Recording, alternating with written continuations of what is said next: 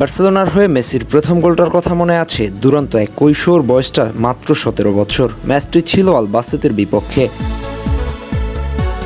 ম্যাচের একেবারে শেষ মুহূর্তে এসে ঝাঁকড়া চুলের এক যুবককে 30 নম্বর জার্সি পরিয়ে মাঠে নামিয়ে দেন তৎকালীন বার্সার কোচ ফ্রাঙ্ক রাইকার্ড। মাঠে নামার কিছুক্ষণের মধ্যেই ব্রাজিলিয়ান সুপারস্টার, তৎকালীন বার্সেলোনা সুপারস্টারও বটে, রোনালদিনহো মেসিকে উদ্দেশ্য করে একটা চিপ পাস দেন।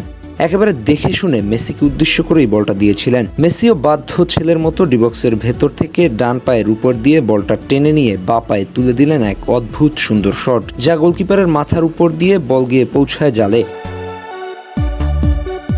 মেসির সে কি উচ্ছ্বাস! একেবারে রোনালদিনহোর কাঁধে চড়ে নিজের প্রথম গোল উদযাপন করেছিলেন।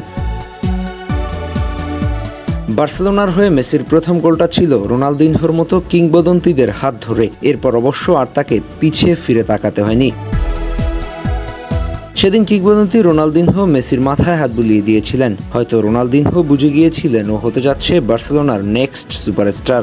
এরপর বার্সেলোনার হয়ে খেলেছেন 2004 সাল থেকে 2021 সাল পর্যন্ত, একটা লম্বা জার্নি, যেখানে মোট ম্যাচ খেলেছেন 778টি, মোট গোল করেছেন 672টি, মোট অ্যাসিস্ট 301, যা তাকে ক্লাবটির ইতিহাসের সর্বোচ্চ গোলদাতা ও অ্যাসিস্ট দাতা হিসেবে গড়ে তোলে।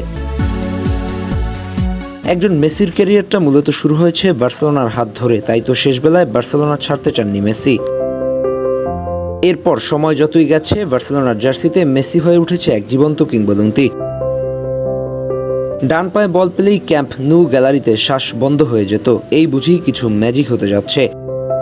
সে এক একটা গোল, এক একটা অ্যাসিস্ট যেন সময়ের সঙ্গে সঙ্গে রূপ নিয়েছে রূপকথায়। রাইভাল টিম রিয়াল মাদ্রিদকে একাই নাকানি চুবানি খাইয়েছে কত ম্যাচ, তার কোনো ইয়ত্তা নেই।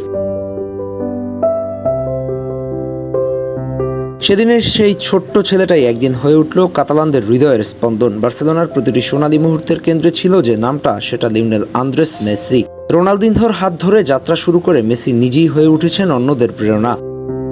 সময় বদলেছে, খেলোয়াড় বদলেছে, কোচ বদলেছে, কিন্তু বার্সেলোনার গল্পে সবচেয়ে বড় অধ্যায়ের নাম শুধু একটাই, মেসি।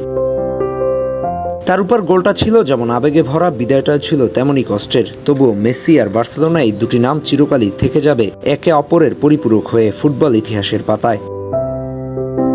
আহমেদ হাসনাইন খান, টিম স্পোর্টস।